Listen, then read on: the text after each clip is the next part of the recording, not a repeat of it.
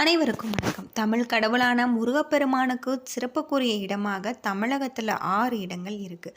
அறுபடை வீடுகளான திருப்பரங்குன்றம், திருச்செந்தூர், பழனி, சுவாமிமலை, பழமுதிர்ச்சோலை, திருத்தணி. குன்றிருக்கும் இடமெல்லாம் குமரன் இருப்பான் என்பதற்கேற்ப அறுபடை வீடுகளில் 5 மலையின் மேல் திருச்செந்தூர் மட்டுமே கடற்கரையில் அமைந்திருப்பது தனி சிறப்புக்குரிய ஒன்று.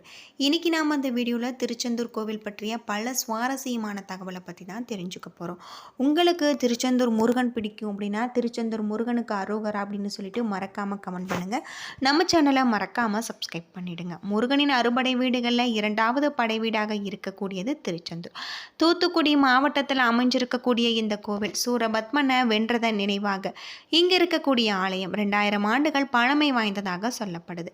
முருகனின் இந்த படை வீட்டை சிலப்பதிகாரம் திருச்சீர் அலைவாய் என்றழைக்கப்பட்டதாகவும் சொல்லப்படுது.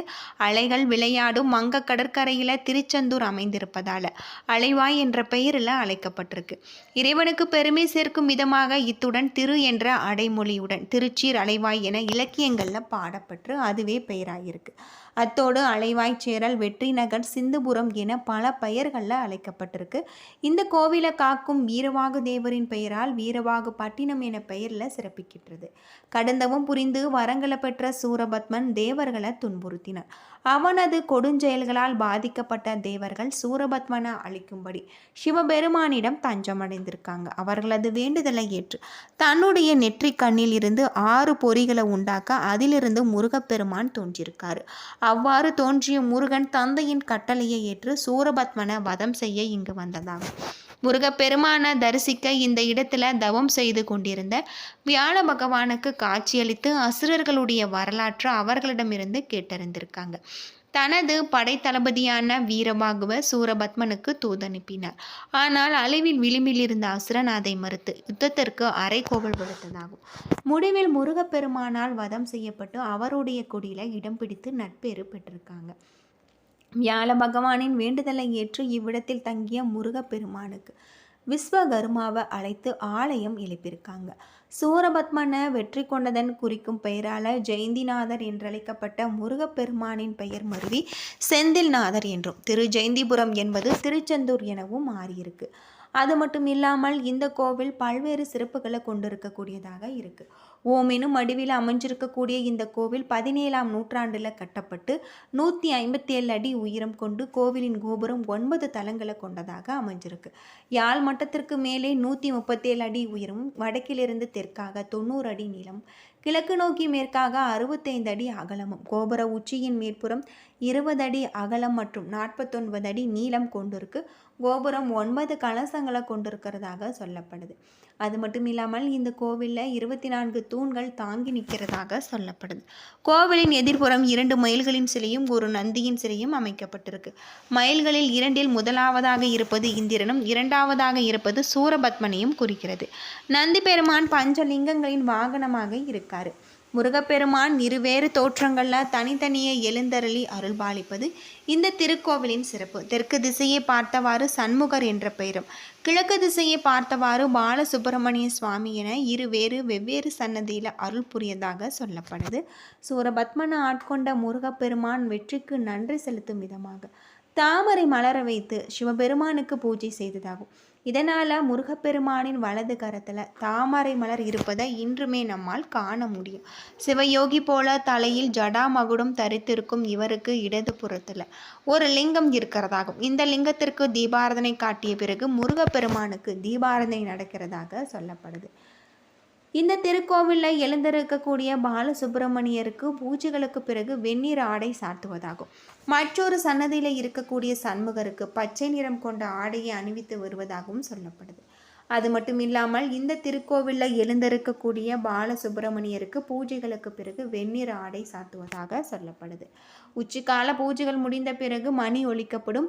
100 கிலோ எடை கொண்ட இந்த மணி கோவிலின் கோபுரத்தில் 9வது அறையில் வைக்கப்பட்டிருக்கு. இந்த திருக்கோவிலில் சண்முகர், ஜெயந்திநாதர், குமரவிடங்கர், அலைவாய் பெருமாள் என 4 உற்சவர்கள் இருக்காங்க. உற்சவரில் குமரவிடங்கருக்கு மாப்பிள்ளை சுவாமி என்ற பெயரும் இருக்குது. இந்த கோவிலின் மூலவருக்கு பின்பகுதியில் பாம்பறை என்ற சுரங்கப்பாதை இருக்குது. இங்கு செல்ல நாம் தனியாக கட்டணம் வசூலிக்கப்படுவதாகவும் கட்டணம் செலுத்தி இங்கு சென்றார் முருகன் பூஜித்து வந்த பஞ்ச லிங்கங்களை நாம் தரிசனம் செய்யலாம். அது தவிர முருகன் சன்னதிக்கு வலதுபுறத்தில் பஞ்சலிங்க சன்னதியும், திருச்செந்தூரில் முருகன் சன்னதி மேற்கு திசையில் ராஜகோபுரம் இருக்கும். முருகப்பெருமான் இந்த தலத்தில் கடலை பார்த்தபடி கிழக்கு நோக்கி காட்சி தராது. அது மட்டும் இல்லாமல் பொதுவாக கோவிலின் பிரதான கோபுரத்தை சுவாமிக்கு எதிரில் அமைப்பது வழக்கம். அதன்படி இங்கு கிழக்கு திசையில் ராஜகோபுரம் அமைந்திருக்க வேண்டும். ஆனால் அந்த பகுதியில் கடல் இருப்பதால் மேற்கு பகுதியில் ராஜகோபுரம் கட்டப்பட்டிருக்கு. முருகப்பெருமான் இருக்கக்கூடிய மூலஸ்தானத்தின் பீடத்தை விட இந்த கோபுர வாசல் உயரமாக இருக்கும் காரணத்தினால் எப்பொழுதுமே திறக்கப்படாமல் அடைக்கப்பட்டு இருக்கும். சூரசம்காரம் முடிந்த பிறகு நடக்கும் முருகன் தெய்வானை திருக்கல்யாணத்தின் நள்ளிரவில் ஒரு நாள் மட்டுமே இந்த ராஜகோபுரமானது திறக்கப்படும். சர்க்கரை பொங்கல், கற்கண்டு, தினை மாவு, பொரி, வடை, அப்பம், பிட்டு மாவு, பால்கோவா, பருப்பு கஞ்சி, தோசை, தேன்குழல், அதிரசம் போன்றவை முருகன் பெருமானுக்கு நைவேத்தியமாக செய்யப்படுது. பால், சுக்கு வெந்நீர் வைத்து இரவு நேரத்தில் பூஜை செய்கிறாங்க. உச்சிக்கால பூஜைகள் முடிந்த பிறகு ஒரு பாத்திரத்தில் பால் அன்னம் எடுத்துக்கொண்டு மோளத்தாளத்துடன் இங்கு கடற்கரையில் கரைத்து விடுவாங்க. தினமும் நடைபெறும் இந்த பூஜையை கங்கா பூஜை என அழைக்கப்படுவதாக சொல்லப்படுது. ஆதி காலத்தில் இந்த திருத்தலம் மணற்குன்றுகளாக சூழப்பட்டதாக அமைஞ்சிருக்கு. கால ஓட்டத்தில் மணற்குன்றுகள் சிதைந்து பிரகாரமாக உருமாறி விட்டது. இன்னுமே கோவிலில் வடது பகுதியில் மணல் மேலும் மதிலாக காட்சியளிக்கிறதாக சொல்லப்படுது. இந்த கோவிலில் முருகப்பெருமானின் ஆலயத்துக்கு இடதுபுறத்தில் வள்ளி குகை இருக்குது. குழந்தை வரம் வேண்டுவோர் இந்த குகை எதிரிலே இருக்கக்கூடிய சந்தன மலையில் தொட்டில் கட்டினார். விரைவில் குழந்தை பாக்கியம் கிடைக்கும் என்பது நம்பிக்கை.